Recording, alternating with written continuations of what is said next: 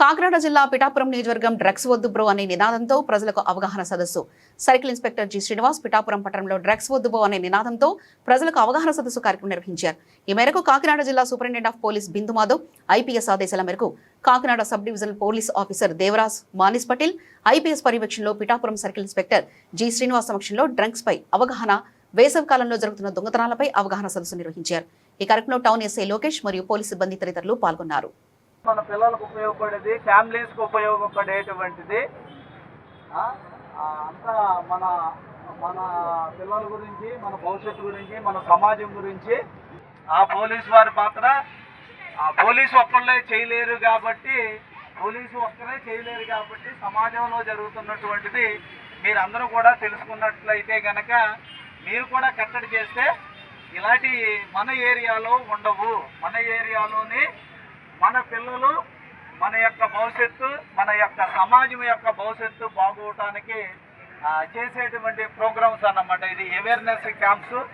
ఇక్కడ కనిపిస్తున్నటువంటిది డ్రగ్స్ వద్దు bro, drugs వద్దు బ్రో అన్నమాట. అంటే డ్రగ్ అంటే మత్తుని కలిగించేటువంటి పదార్థాలు చదువుకునేటువంటి పిల్లలకి వద్దు అనేటువంటిది ఆ పిల్లలకే కాదు పెద్దలకే కూడా మనకి ఏదైతే డ్రగ్ అనేటప్పటికీ తాగటం కూడా.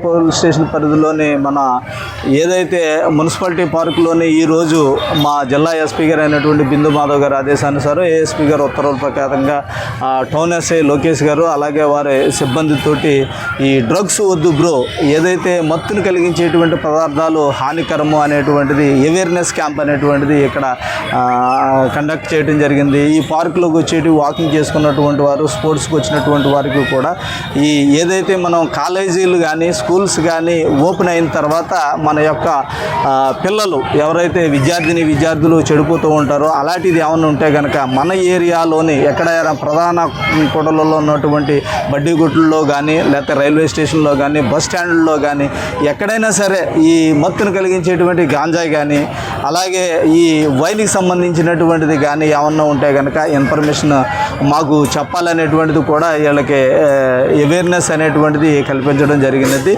ఈ గాంజా అనేటువంటిది ట్రాన్స్పోర్ట్ అవుతుంది తప్ప మన ఏరియాలోకి వచ్చి ఉండటం అనేటువంటిది, సేల్ చేయటం అనేటువంటిది, కన్జ్యూమ్ చేయటం అనేటువంటిది ఈ ఏరియాలోని కూడా ఎక్కడైనా ఉంటే కనుక మన మీడియా మిత్రుల ద్వారా అలాగే ప్రజల ద్వారా కనుక ఖచ్చితంగా మేము కేసెస్ అనేటువంటిది రిజిస్టర్ కూడా చేయటం జరుగుతుంది అనేటువంటిది చెప్పడం జరిగింది అనేటువంటిది.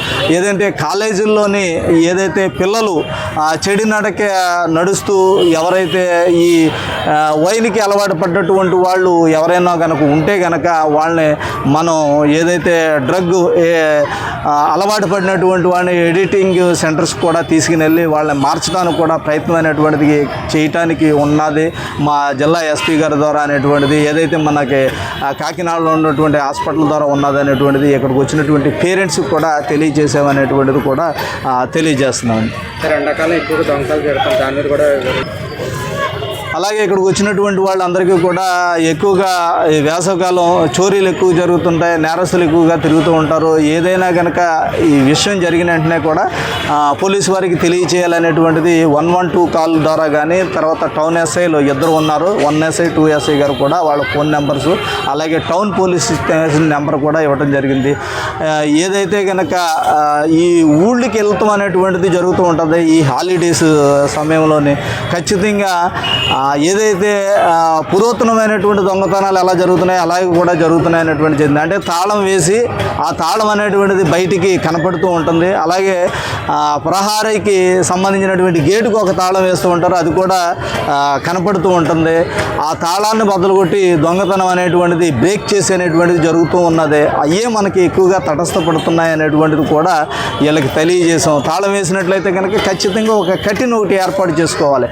ఆ తాళం అనేటువంటిది బయటికి కనపడకూడదు అనేటువంటిది కూడా ఈ అవేర్నెస్ ప్రోగ్రాంలో తెలియటం జరిగింది. అలాగే ఒంటరిగా ఎవరైతే మన అమ్మమ్మలు కానీ నామనమ్మలు కానీ ఈ వాకింగ్ వచ్చేటప్పుడు కూడా మెడలో బంగారపు వస్తువులు వేసుకొచ్చినట్లయితే కనుక వాళ్ళ యొక్క సారీస్ను కూడా కొంచెం కవర్ చేసుకుని ఆ బంగారం కనపడకోకుండా చూడండి అనేటువంటిది చెప్పడం జరిగింది. అనుమానాస్పదమైనటువంటి వ్యక్తులు మోటార్ సైకిల్ మీద తిరుగుతూ ఉన్నారు. మెడలోంచి లాక్కుని వెళ్ళిపోయినటువంటి కేసులు కూడా మనకు జరిగినాయి. అలాంటి వ్యక్తులను కూడా పట్టుకుని మనం కేసులు రిజిస్టర్ చేయడం జరిగిందన్నమాట. ఒంటరిగా ఎవరైతే ఏజ్డ్ పర్సన్స్ని అంటే మామల్ని కానీ నానమ్మలు కానీ అమ్మమ్మలు కానీ వదలొద్దు అనేటువంటిది కూడా తెలియజేయటం. ఆడవారు బయటకు వచ్చేటప్పుడు కొంచెం చూసుకుంటూ ఎవరైతే మాస్క్ ధరించి హెల్మెట్ పెట్టి పల్సర్ వెహికల్స్ కానీ ఏదైనా కొంచెం స్పీడు నడిపేటువంటి వాహనాలు మీ ముందు నుంచి ఒకసారి 2 సార్లు అటు ఇటు తిరిగినట్లయితే అనుమానం వచ్చినట్లయితే కనుక దగ్గరలో ఉన్నటువంటి మగవారికి కూడా చెప్పి కొంచెం అలర్ట్ చేస్తూ అలాగే వెంటనే 112 కాల్ కూడా చెప్పమని వీళ్ళందరికీ కూడా అవేర్నెస్ అనేటువంటిది తెలియజేయడం జరిగింది.